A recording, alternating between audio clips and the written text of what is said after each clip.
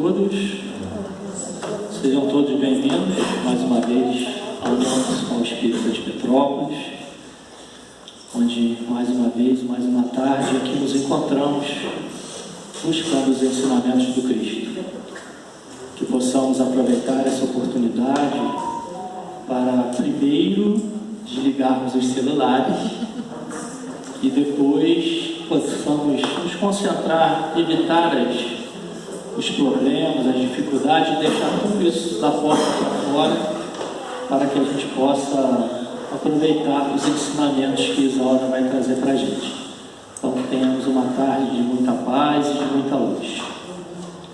Nós vamos ler uma página do livro Sinal Verde, Psicografia de Chico Xavier, pelo Espírito André Luiz.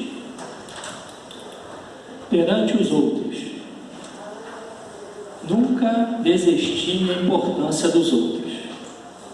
Frequentemente, só pensamos na crítica com que os outros nos possam alvejar, esquecendo-nos de que é igualmente dos outros que recebemos a força para viver. O auxílio ao próximo é o seu melhor investimento. Valorize os outros a fim de que os outros valorizem você. Pense nos outros, não em termos de angelitude ou perversidade, mas na condição de seres humanos com necessidades e sonhos, problemas e lutas semelhantes aos seus.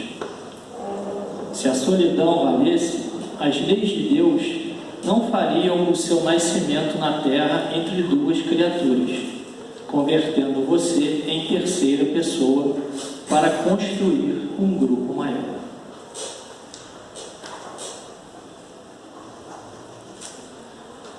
Então, meus amigos, aproveitando essas palavras de paz, de tranquilidade, vamos aproveitar agora para nos deixar envolver pelo amor de Jesus. Procurar senti-lo junto a nós, procurar visualizar o seu sorriso, o seu carinho e agradecer. Agradecer, Senhor, pela oportunidade da vida, essa oportunidade que temos para rever os nossos erros, as nossas dificuldades e procurarmos sermos melhores, Senhor, através dos Teus ensinamentos e do Teu exemplo de vida. Que possamos, através desta casa de amor, estudar, aprender, trabalhar e sermos melhores, Senhor, procurando levar o Teu amor ao nosso semelhante, seja ele o mais próximo ou aquele distante com quem convivemos dia a dia.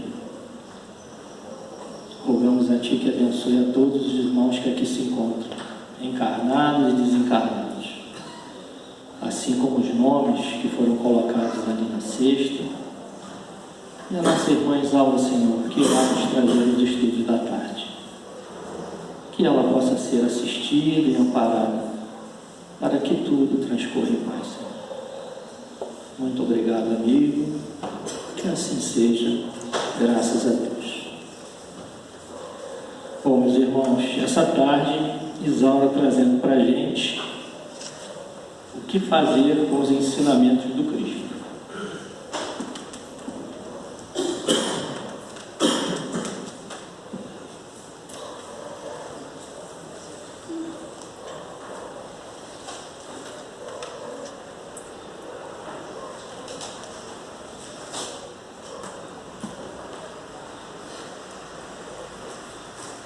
Boa tarde a todos, que Jesus nos abençoe, nos fortaleça, que essa tarde melancólica que está aí fora fique só lá fora, aqui dentro a gente sinta alegria no coração por estarmos aqui todos juntos, escolhendo estar estudando um pouco do Evangelho do Cristo.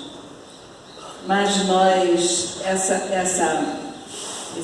esse título, o que fazer com os ensinamentos do Cristo, porque nós estamos, ainda ontem eu estava com um grupo de pessoas fazendo um culto do lar, e aí nós estávamos falando exatamente sobre a quantidade de ensinamento que nós estamos constantemente recebendo. Nós, os espíritas, temos esse privilégio de termos uma biblioteca, né? Nós temos uma quantidade enorme de páginas, a gente recebe página aqui na porta, né? Se for a uma outra casa espírita também recebe página, se for a livraria espírita tem sempre uma página. Então nós estamos nessas páginas, a gente sempre pode ficar até na nossa bolsa, a gente sempre tem uma lição muito grande ali para ouvir. Então nós temos um verdadeiro bombardeio de ensinamentos constantemente a nosso favor, para a nossa vida, para que a gente aprenda, se comporte melhor, tenha uma conduta melhor. E isso não acontece tanto com outras religiões, porque há religiões que não têm uma bibliografia tão vasta, há religiões que têm se baseiam mais apenas na Bíblia, não é? Nada contra a Bíblia, porque nós também temos a Bíblia, nós estudamos a Bíblia também. Aliás, o nosso Evangelho é baseado na Bíblia, os livros a série de Emmanuel, Pão Nosso, Vinha de Luz, é todo de versículos da Bíblia, dali são retiradas as lições, nada contra a Bíblia, só que nós temos aqui embaixo nós temos a nossa livraria, ali tem uma parte apenas dos ensinamentos, né, do que os livros, da quantidade de livros que a doutrina espírita tem. Mas se pode encomendar, se a gente não quiser um que tem ali, mas tem um outro que a gente pode encomendar. Porque não daria para ter em uma sala toda a estrutura bibliográfica da doutrina espírita, não haveria condição. Então, a gente, quando não tem, a gente encomenda, porque não é possível ter todos aí. Porque é muito grande a quantidade de ensinamentos e de livros que a gente tem. Então, diante de tudo isso, o que nós fazemos com essa quantidade de ensinamentos, né? Diante de tudo que a gente recebe, o que a gente faz com isso na nossa vida?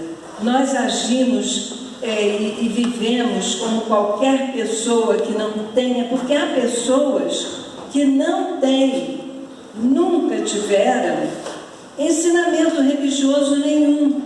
Eu me lembro que há um tempo atrás, num atendimento fraterno aqui, que nós temos também um atendimento fraterno aqui na nossa casa, antes do horário da reunião, pode procurar, tem sempre uma pessoa de plantão para conversar, com quem precisar conversar, se desabafar, nós temos. Mas eu um dia estava de plantão e chegou uma senhora, desesperada, porque ela era sozinha, sem marido, se separou fazia muito tempo, criou os 3 filhos sozinha, e agora que ela já estava numa idade mais madura, ela não tinha presença dos filhos, os filhos não queriam saber dela, ela, quando estava com um deles, era sempre ouvindo desaforo, e eles ofendendo, e uma convivência horrível.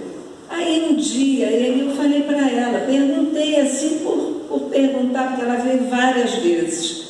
Aí eu perguntei assim a ela, você levou os seus filhos algum dia à igreja, que fosse católico ou protestante, ou uma casa espírita? Você fazia oração antes de dormir com eles? Que em geral as mães fazem, né? Vamos falar com o Papai do Céu, os pais também fazem. Agora vamos dormir, vamos falar com o Papai do Céu, né? Aí a criança em geral pede pelo gatinho, pelo cachorrinho, porque a criança, né, mas está fazendo uma prece, está aprendendo a pedir por alguém.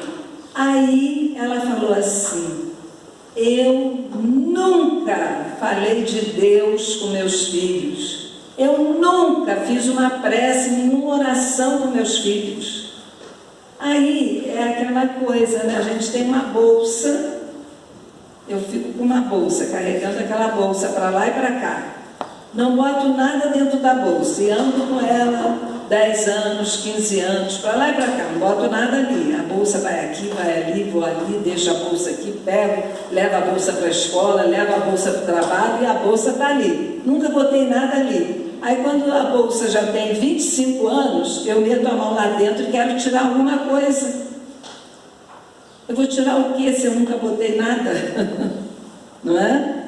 Então, foi o que aconteceu. Ela nunca colocou espiritualidade, ela não precisava nem levar a casa religiosa, mas ensinar a criança em casa a fazer uma oração simples, falar de Papai do Céu, ensinar que tem um Deus e tal. Resultado, ela tem 3 inimigos que sempre ela trabalhando o dia inteiro, nunca se preocupou, saía, deixava as crianças aí. Hoje em dia a situação é muito dolorosa. Eu espero que tenha melhorado, porque ela andou vindo aqui um tempo, depois eu nunca mais a vi. Mas é uma situação assim. Então, nós que recebemos tanto, temos que fazer alguma coisa com esse tesouro que a gente recebe, que é um tesouro, não é? O conhecimento, de que a lição aqui que Fernando acabou de ler, né? Fala que o nosso próximo é o nosso maior investimento. Tem uma frase ali que diz isso. O nosso maior investimento não é a bolsa de valores, não é a caderneta de poupança, é o nosso próximo. Porque através do meu próximo, eu vou investir. É a minha poupança espiritual, de como eu trato o meu próximo, como eu me dirijo, como eu ajo com o meu próximo. O meu próximo pode ser qualquer pessoa, meu marido, meu filho, minha filha, meu genro, minha nora, qualquer pessoa. Então, esse é o meu investimento para o futuro. É através dessa forma de agir que eu estou preparando o meu futuro. Então, olha que noção diferente de vida que a gente recebe. A importância que a gente dá a uma pessoa, a outra pessoa, que cruze o nosso caminho, que venha estar conosco. Eu não posso tratar essa pessoa de qualquer maneira, ela é meu próximo, é meu irmão. Eu vou tratá-la como Jesus a trataria, é o que a gente recebe como ensinamento. Então, por isso é que o que fazer com tanto ensinamento que a gente recebe, né? Então, vamos ver aqui. Tem uma parábola que eu gosto muito, que eu já falei sobre ela aqui, que se chama a parábola dos 2 filhos. Está no Evangelho de Mateus, capítulo 21, versículos 28 a 31.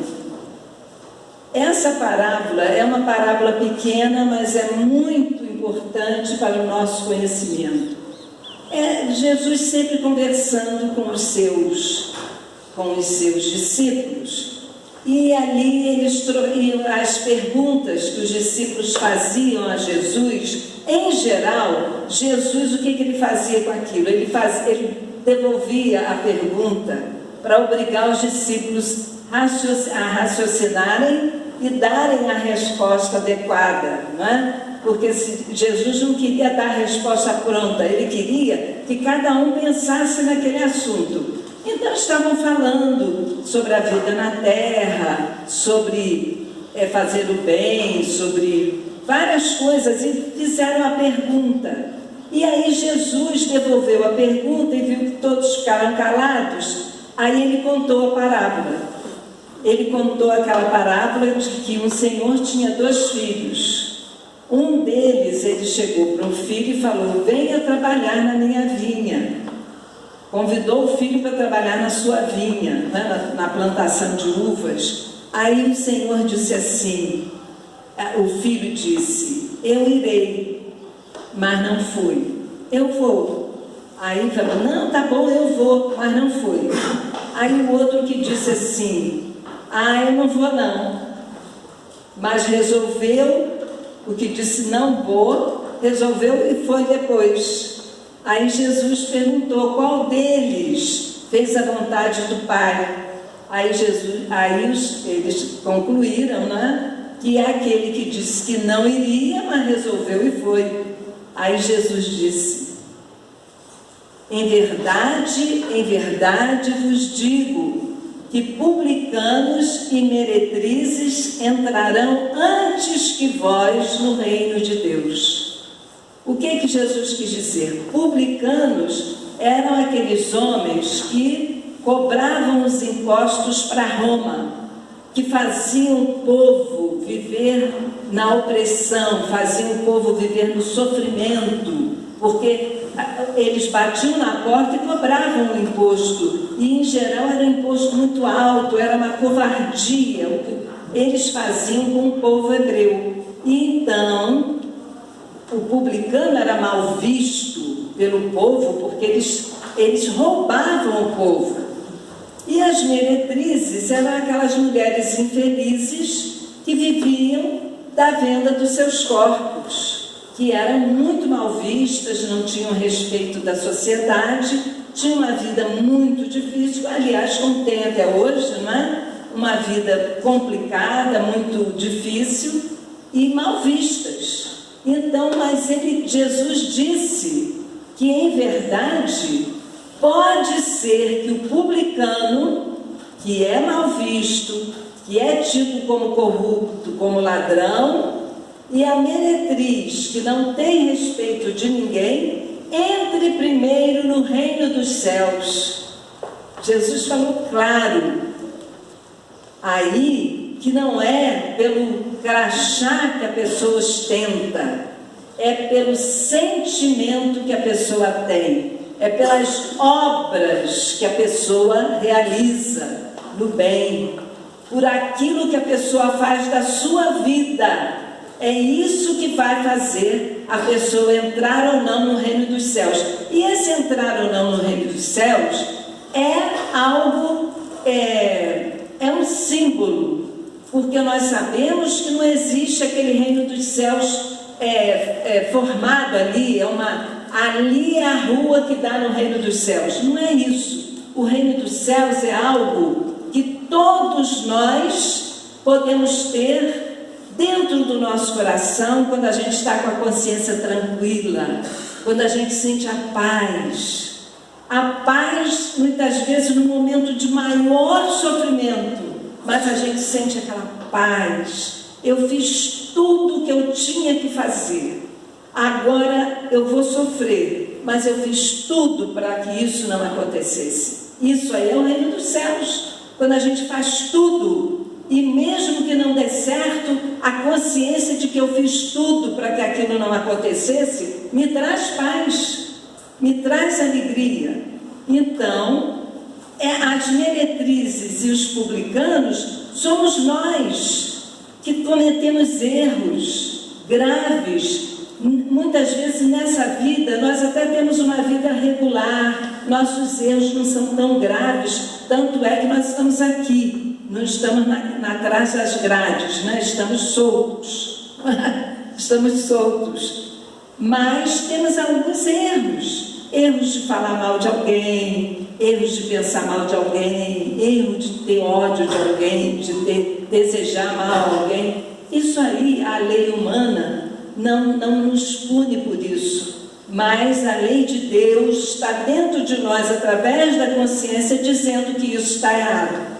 Então, nós sabemos que temos os nossos erros, e são muitos, que precisamos corrigi-los com urgência, e que para corrigi-los precisamos fazer esforços, porque não é fácil, mas que um dia nós vamos conseguir. Então, nós precisamos ser aquele que, mesmo que tenha dito assim: Senhor, eu não vou, mas que resolve e vai. Com todo sacrifício íntimo, eu vou lutar por mim, eu vou lutar para que eu avance, para que eu progrida. Então eu vou, porque seguir o Senhor não é fácil. Seguir Jesus é muito difícil, quando todo o mundo nos puxa para o erro, quando a gente cerca 5, 6 mulheres conversando. É difícil não sair a vida de alguém, não é? Eu falo porque eu sou mulher, né? É difícil não sair a vida de alguém. 5 ou 6 homens conversando. É difícil não sair uma piada imoral, um palavrão, uma coisa assim, não é? Então, alguma coisa que chame para o sexo, alguma desvirtuosidade, é o normal na nossa inferioridade. E é difícil, então, a gente conviver com isso e a gente se segurar e não fazer. A gente destoar do grupo porque a gente pensa e age de uma forma diferente. Aí nós vamos ver que Jesus, ele, quando contava as parábolas, nós sabemos que existe uma palavra chamada hermenêutica, que em geral os teólogos eles se utilizam para a gente entender a Bíblia. A hermenêutica é a interpretação da Bíblia. A gente lê, é uma interpretação do texto da Bíblia. É uma palavra de origem grega que quer dizer isso basicamente, interpretar a história, né? A parte literária, é a hermenêutica. Mas tem a parte, a exegese, que é essa de baixo, que é o significado moral e espiritual. Foi o que nós acabamos de fazer aqui. Com as parábolas de Jesus, a gente não basta ler a parábola e entender a história. A gente tem que entender o lado moral da parábola, que é a exegese. É o lado espiritual da parábola, que é completamente diferente, em geral, do que está na história contada, não é? Quando Jesus falou para os homens: atire a primeira pedra aquele que não estivesse em pecado, aquele que estivesse em pecado. Isso aí o texto que está escrito é a hermenêutica. Mas o que Jesus queria dizer com isso?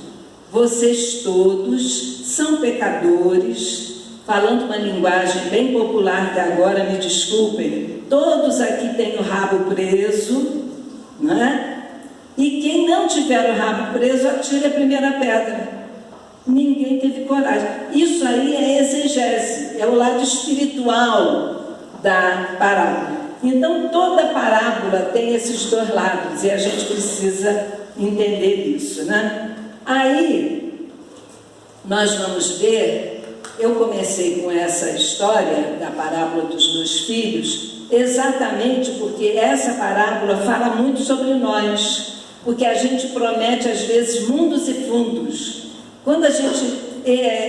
Eu uma vez estava lá na Rádio Rio de Janeiro, gravando um programa lá. Quando eu ia subir a serra, tinha um rapaz que estava sempre aparecendo lá, e eu conhecia de vista, a diretoria conhecia. Aí um dos diretores falou assim: Isaura, esse aqui vai para Petrópolis, você não quer uma carona? Eu falei: vou, porque é um rapaz bom, todo mundo ali sabia quem era ele. Eu falei: vou. Ele ia passar na porta da minha casa, aí eu peguei a carona para vir com ele. Ele estava vindo do Rio aqui, com uns quilos de carne que ele tinha comprado, para deixar aqui numa casa que tinha ali no início da Barão do Rio Branco, subindo assim o morro, que ali tinha só criança especial, e ele estava trazendo não sei quantos quilos, 10 quilos de carne por aí, para deixar ali, porque ele estava ajudando aquela casa. Ele veio do Rio aqui para isso. Ele estava no entusiasmo. Aí uma das diretoras da rádio falou assim para mim: ele está apaixonado pela doutrina espírita, então ele agora está fazendo de tudo. E realmente, ele veio de lá aqui só para trazer a carne. Aí, ele estava vindo aqui para trazer a carne, ia não sei para onde outro dia, cada dia ele estava indo a um lugar, estava querendo recuperar o tempo perdido. E agora onde está ele? Não sei, nunca mais vi, nunca mais encontrei com ele na rádio. De repente ele desapareceu. Isso acontece, é igual o fogo fato, né? A pessoa diz que vai, não me chamou para trabalhar na vinha, eu vou. mas daí a pouco, não vou não.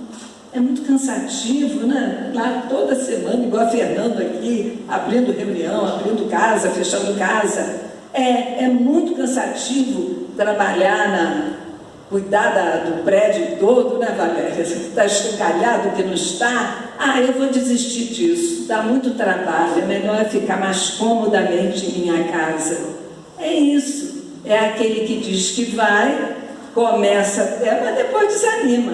Isso acontece com todos nós. Então é melhor você até dizer, não, agora eu não posso, mas você vai, você ajuda, aí você vai num crescente, se envolvendo e se apaixonando pelo trabalho, o amor pela doutrina, o amor pelo trabalho ao próximo.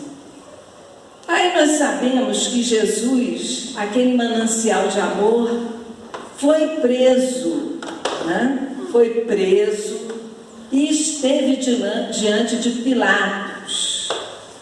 Pilatos, no fundo, ele sabia a importância de Jesus. Ele tinha aquela noção, tanto assim que ele lavou as mãos, né?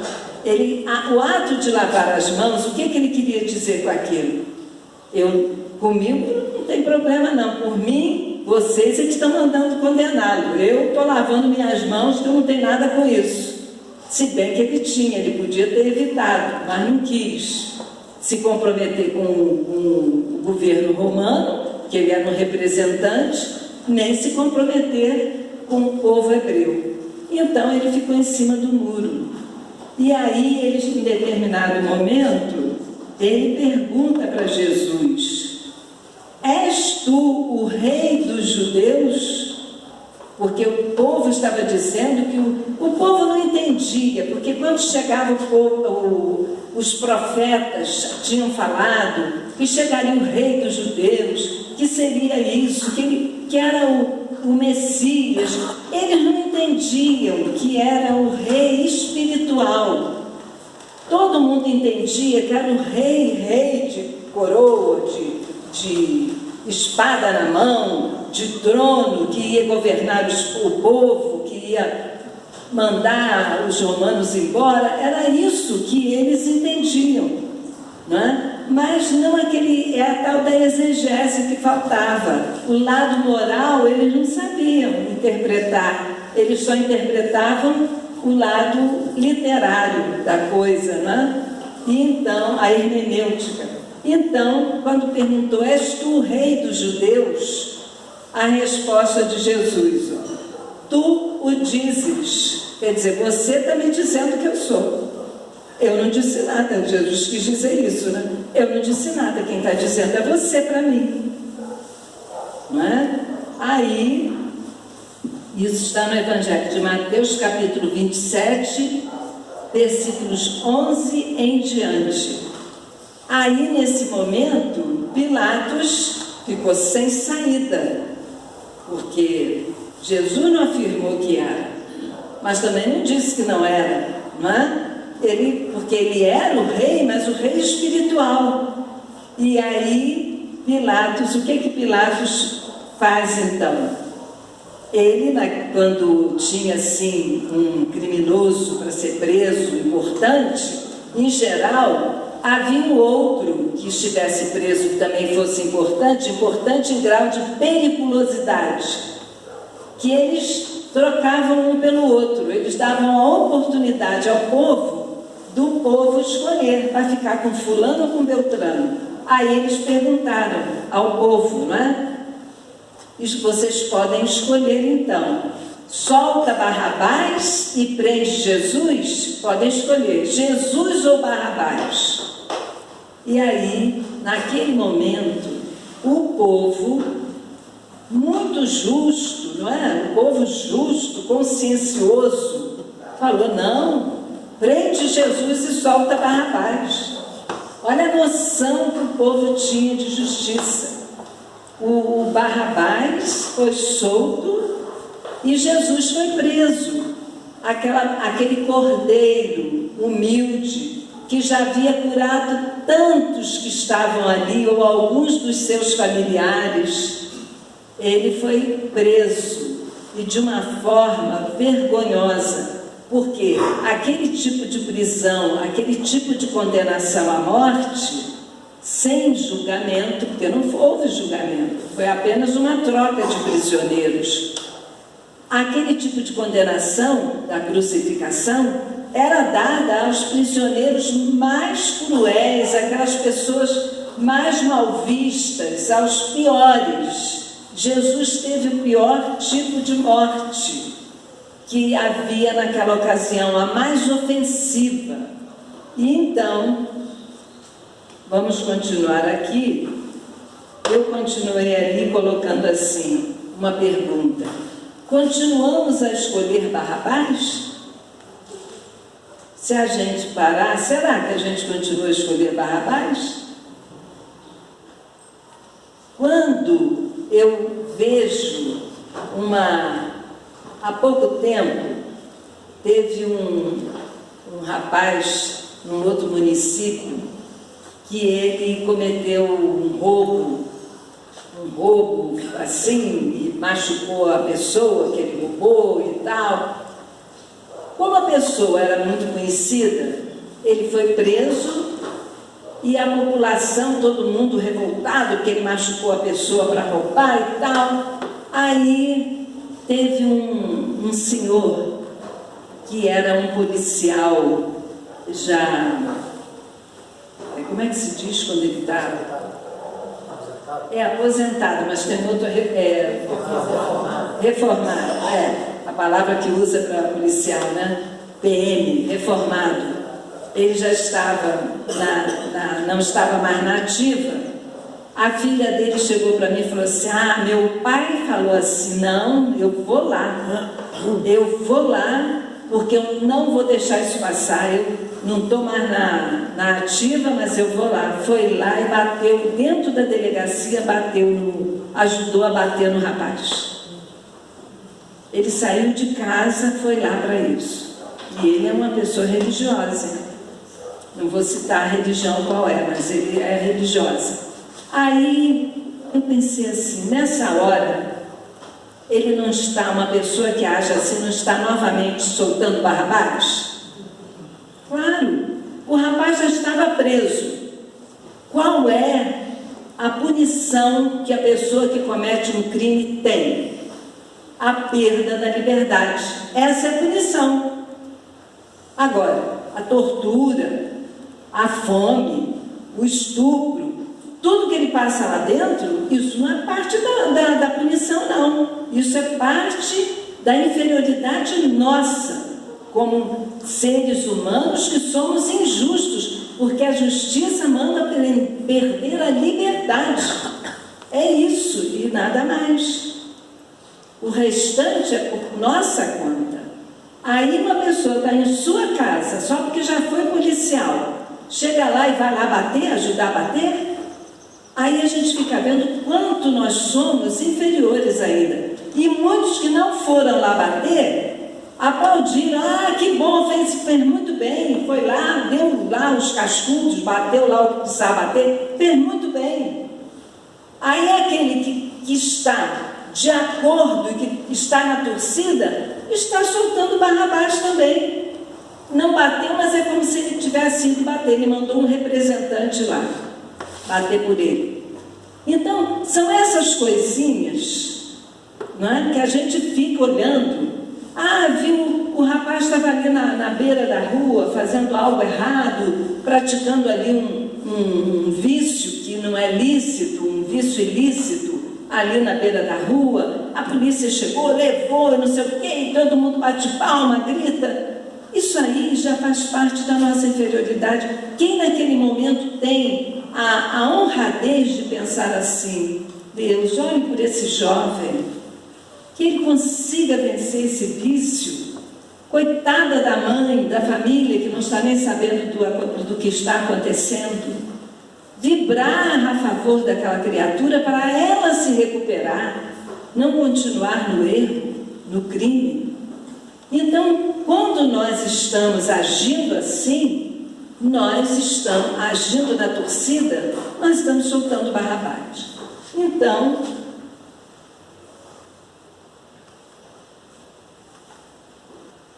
somos também ociosos, aquela pessoa que não faz aquilo que podia fazer, que deixa a preguiça envolvê-la, a pessoa que não faz o bem que poderia fazer, a pessoa que não age de acordo com o ensinamento que recebeu e que poderia agir, ela naquele momento está sendo ociosa, ela está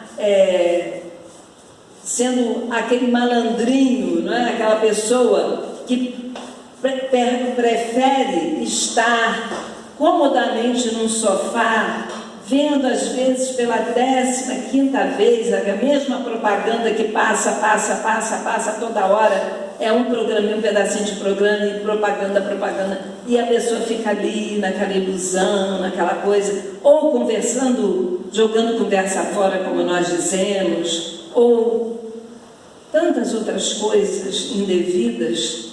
Nesse momento nós estamos crucificando Jesus novamente, porque se o meu tempo eu não procuro aproveitar, claro que eu tenho que ter um tempo livre. Eu preciso dar uma relaxada, ter um tempinho para descansar meu corpo, meu espírito, não pensar, mas não pode ser a maior parte do tempo, o tempo todo, não é? Então a ociosidade, quando eu podia estar fazendo bem, eu nesse momento estou crucificando Jesus. Quando eu estou nós somos vaidosos, não é? Nós, naquele livro Florações Evangélicas, de Divaldo Franco, eu acho que é a Amélia Rodrigues, ou se é a Joana, um desses dois espíritos, desculpem que eu não estou lembrando. O nome do livro é Florações Evangélicas, do Divaldo. Tem uma página onde ela fala, o espírito fala por ele, na vaidade, que a pessoa muitas vezes vai trabalhar, às vezes até pega um trabalho no bem, mais por vaidade do que por amor. Olha só, mas a gente observa assim, que a pessoa faz porque quer aparecer que fez, quer mostrar a todo mundo que fez. Se as pessoas não reconhecerem, a pessoa fica melindrada. Eu fiz tanto, eu apliquei tanto passe, eu ajudava a varrer, eu limpava, eu fazia lanche para as crianças, trabalhava na livraria, e agora, olha só, estou aqui num canto, ninguém lembra de mim. Por quê? Porque eu trabalhava por vaidade, não era por amor. Eu queria o reconhecimento, queria aparecer, e isso é muito comum entre nós. É muito comum. E é natural até com a nossa inferioridade, mas não pode ser normal, não é? Quando nós somos interesseiros, não é? Também as pessoas que agradam a certas pessoas por interesse. O que essa pessoa... eu já cansei de ver, de assistir isso, mas é coisa que faz parte da nossa interioridade. Alguém que, por exemplo, chega aqui o presidente da FEB. Se o presidente da Federação Espírita Brasileira chegar aqui, ele tem que ser muito bem recebido, ele tem que ser tratado com o maior respeito, porque uma pessoa pegar um cargo desse, cuidar do espiritismo num país enorme como é o nosso, é muita coragem, muita vontade de trabalhar, mas eu não posso bajulá-lo, eu tenho que tratá-lo com respeito, com carinho. O respeito, o agrado é uma coisa, a bajulação é outra, porque quando eu bajulo, eu estou com interesse em alguma coisa. Eu quero me tornar conhecido dele, eu quero ser amigo íntimo dele, dizer que eu tenho o telefone dele, que eu ligo para ele a hora que eu quero. Porque eu estou crescendo na doutrina, porque eu sou amiga de Divaldo. Divaldo é meu amigo, liga para mim, faz isso. Não é isso que vai me tornar melhor ou pior na doutrina. O que vai me tornar melhor é o que eu faço. E muitas vezes nunca nem troquei uma palavra com um médium tão conhecido, e eu tenho mais importância do que aquele que está lá abraçado, tirando foto toda hora com a pessoa, porque não trabalho por interesse, né? A busca de fenômenos também. Quantas vezes a pessoa está atrás da casa espírita, dentro da casa espírita? Ai, gente, eu vou lá sempre, porque quem sabe vai ter um recado para mim. Quem sabe alguém, um espírito vai aparecer lá e vai dizer assim: olha, fala com fulano, isso assim, assim, um recado, um bilhete da reunião mediúnica para mim. Ou, se aqui vier um médium que faça curas, o médium, se ele vier que faça curas, essa rua vai encher até lá embaixo a fila para entrar aqui. Porque já houve médiums que faziam curas que enchiam aqui o estádio aqui em Petrópolis, né? E agora, onde é que está esse médium? Né? Nem sempre esses médiuns, muitas vezes a própria mediunidade os deixa tão vaidosos que eles vão caindo, perdendo até a mediunidade, porque eles estavam se comprometendo tanto que foi melhor que a mediunidade fosse retirada do que ele continuar a se afogar na vaidade que ele estava mantendo nele. Então, muitas vezes a pessoa busca a casa espírita não pelo grande fenômeno que é a sua transformação moral, que é o maior fenômeno que pode acontecer conosco, é a nossa transformação moral, que é um fenômeno mesmo, que é muito difícil. Não por esse fenômeno, mas pelos fenômenos mediúnicos que querem assistir. Eu já vi muita gente chegar aqui. Nossa, mãe, isso já vi muito antigamente, quando não tinha reunião de sábado, só tinha reunião na terça. Pessoas que chegavam aqui e perguntavam assim: eu vim aqui porque eu quero conversar com o espírito. Aí dava vontade de dizer assim: já está conversando com um, porque eu sou um espírito, só que eu sou encarnada, né? Aí a pessoa, eu dizia: não, aqui nós não fazemos esse tipo de trabalho, não existe isso aqui. Então eu vou embora, não quero não. Saía, nem assistia a reunião, já da porta já ia embora, porque queria falar com o espírito, não é? Muito fraquinho. Aqui é fraco. A pessoa, quando nós também temos a nossa fé vacilante, nós também estamos crucificando Jesus. Por quê? A fé vacilante é aquela fé de Jairo, né? Porque Jairo foi pedir a Jesus para curar a filha dele. Aí, quando Jesus ia se dirigir para a casa dele, chegaram algumas pessoas e disseram a Jairo: não adianta mais, ela já morreu. Aí Jairo falou: não, já não adianta mais, ela já morreu. Aí Jesus falou para Jairo que ele iria, que Jesus sabia que ela não tinha morrido. Naquele momento, Jairo vacilou com a fé. E quando nós vacilamos com a nossa fé, porque muitas vezes não está acontecendo aquilo que a gente quer que aconteça, aí a nossa fé é vacilante. A gente diz assim: tanto que eu trabalho, tanto que eu me esforço, eu pedi tal coisa a Deus e Deus não me deu. Aí fica aborrecido com Deus, né? Porque Deus não deu aquilo que ela pediu. A fé está vacilante nesse momento, porque aquilo que Deus nos dá, mesmo que seja doloroso, é o melhor para nós naquele momento. Nós vamos ver isso anos depois, é que nós vamos entender: foi bom eu ter passado por aquilo naquele momento, senão teria acontecido coisa pior, não é? E a dominação, não é?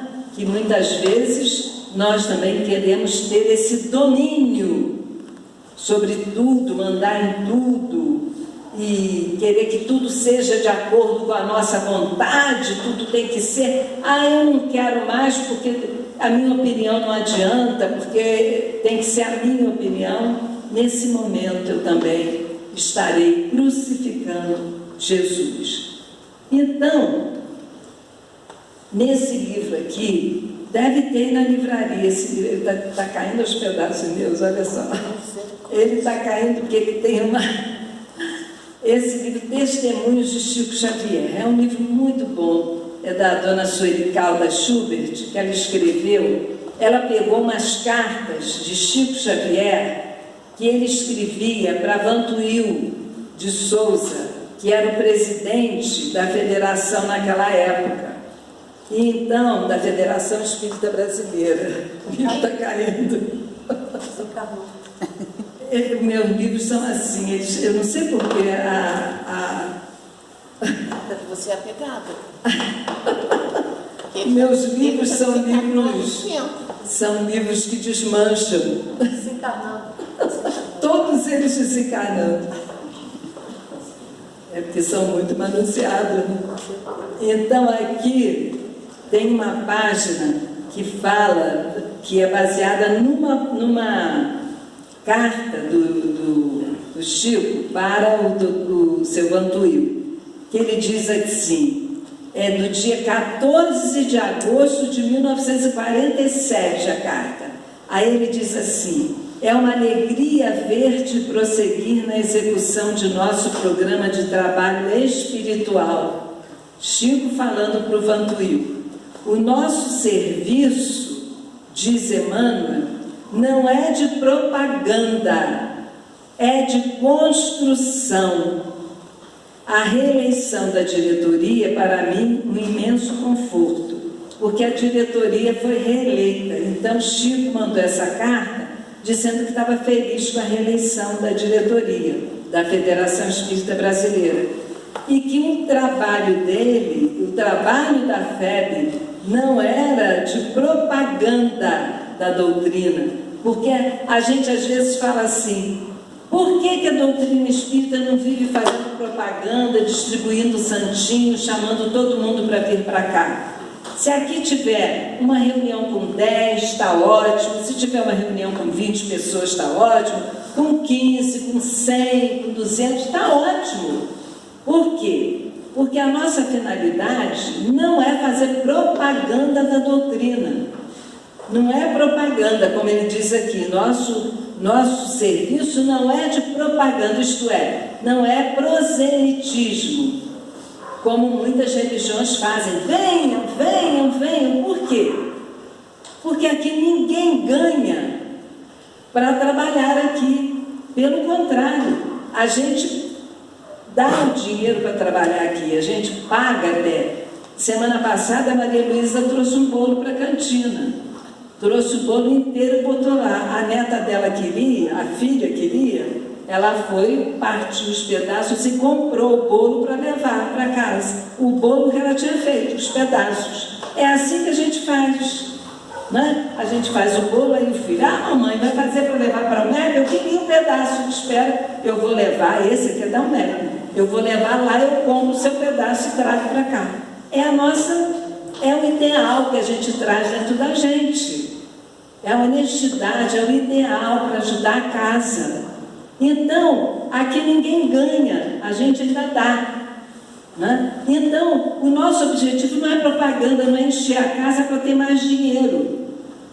O nosso objetivo aqui é que as pessoas que venham se conscientizem da verdade da doutrina, da grandeza da doutrina, que traz o consolo de que a vida continua, de que ninguém morre, traz o consolo de que todo bem que eu plantar aqui, eu vou automaticamente, esse bem agirá a meu favor lá na frente.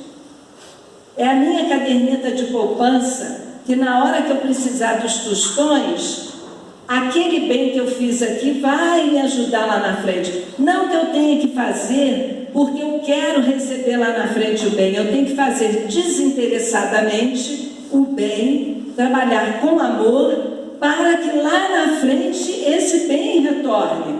Mas se eu trabalhar com interesse, não foi bem, foi o interesse que eu falei antes ali, não é? Então, nesse livro, Chico Xavier fala bem claro: nosso serviço não é de propaganda, é de construção. Que construção é essa? É a construção do bem na terra, é a construção do amor, do respeito, daquela pessoa que, mesmo que venha me ofender, que eu a trate de forma diferenciada, para que ela leve alguma coisa minha para casa. E o que ela vai levar de mim para casa? A minha educação. Eu não revidei, eu não a maltratei. Toda vez que nós encontramos com alguém e trocamos alguma palavra, isso aí a gente vê muito na internet, a pessoa nunca mais, a pessoa vai embora, assim como eu também vou embora, mas eu vou com algo que eu retirei daquela pessoa para mim. E ela irá também com algo que ela retirou de mim para ela. Que esse algo não seja o ódio nem a revolta, porque eu a maltratei, porque eu disse uma palavra infeliz. Que seja algo bom. E é essa construção que Chico Xavier fala. É a construção do bem na terra. E essa construção não é que eu vá para a praça pública falar, gritar. Não é que eu escreva livros e publique livros. Não é isso. É a construção do dia a dia. É aquele grãozinho de areia que eu vou colocando todo dia, um pouquinho melhor na minha atitude, no pensamento primeiro, porque tudo começa no nosso pensamento. Se o meu pensamento estiver desvirtuado, a minha palavra vai ser desvirtuada, a minha atitude vai ser desvirtuada. Então vamos cuidar do nosso pensamento, que o nosso pensamento seja construtivo. Eu, com pensamento construtivo, eu estarei ajudando a construir um mundo melhor. Aí a gente vive reclamando do mundo, mas a gente vive reclamando do mundo e fazendo tudo que o mundo exige que nós façamos, né? Que a gente odeie o bandido, que a gente queira que o bandido seja morto, que a gente queira que a guerra continue. Não, eu sou do lado de tal país, eu torço por tal país. Nós não temos que torcer por ninguém, nós temos que torcer para que a mente humana se pacifique, que aquele ódio acabe. A gente tem que orar por aquelas criaturas que estão fomentando a guerra. Porque quem fomenta a guerra são os líderes, e as criaturas sofrem aquelas consequências. Então vamos orar para que os líderes sejam despertados para o bem, seja na religião que for. Então o meu pensamento, quando eu torço por um, eu estou mandando lá minha vibração guerreira para lá, né, de destruição para lá. Eu estou torcendo por um lado. Então a gente precisa acalmar nosso coração. A gente precisa verdadeiramente entender que a quantidade de informações que nós recebemos é muito grande. E nós não podemos deixar isso no lixo apenas da nossa memória. A gente precisa fazer com que todas essas informações tenham utilidade na nossa vida e para o mundo onde vivemos. E encerrando, naquela pergunta 625 do Livro dos Espíritos, Allan Kardec, é a pergunta que qual o tipo mais perfeito que Deus já mandou à Terra, que os Espíritos responderam, o tipo mais perfeito é Jesus.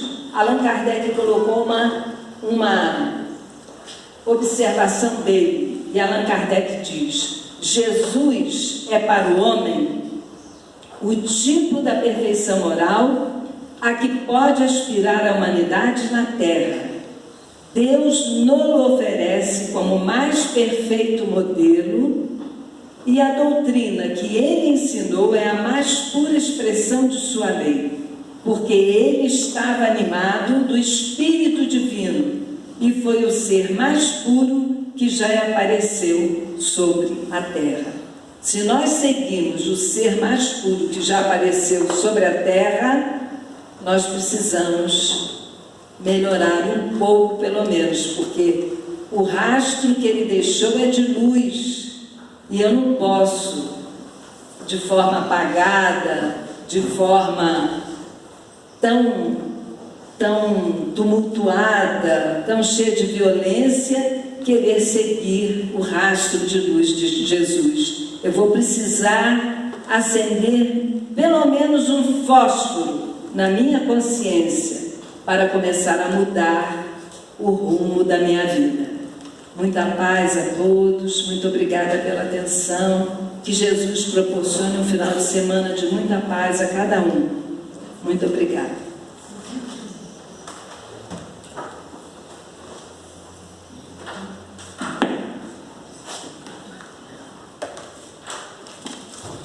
Nós agradecemos, Isaura, e fica a pergunta que ela fez no início. Eu só não vou pedir para voltar a pergunta do início, porque essa imagem está maravilhosa. Mas fica essa pergunta: o que a gente está fazendo com tudo isso que a gente vem buscar aqui? Eu não posso falar muito, porque ela se gela me deu uma bronca, porque eu falo demais. Só a gente rever realmente isso. A gente sai daqui, tudo que a gente aprendeu aqui, a gente deixa aqui, ou a gente leva, né, conosco e procura colocar em prática aonde a gente estiver, em casa, no trabalho, no dia a dia, né, que a gente passa por situações, como ela falou, que a gente, nessas horas, a gente tem que procurar ver se a gente ainda continua sendo um homem velho ou se a gente já aprendeu alguma coisa.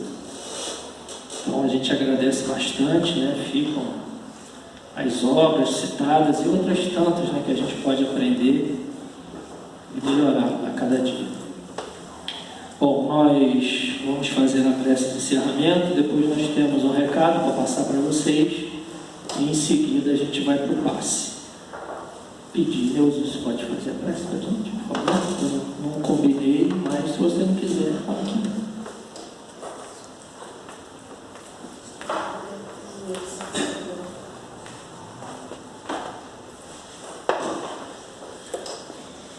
Senhor Jesus, obrigado, Mestre, por mais essa oportunidade de estarmos aqui nessa casa de luz, que tão bem nos acolhe, tanto serena os nossos corações.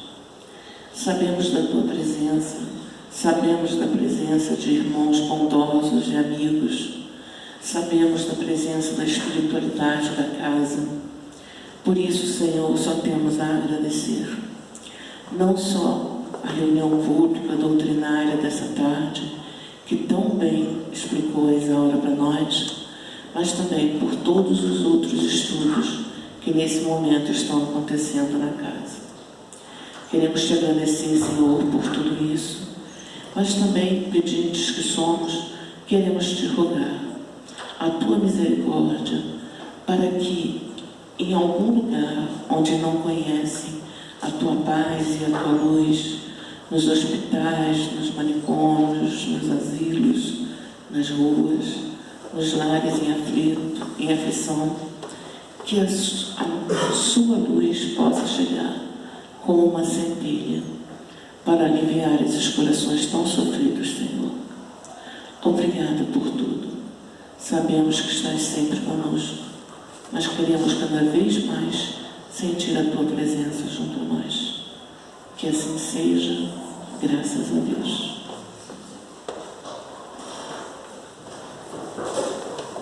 Aplicador de face.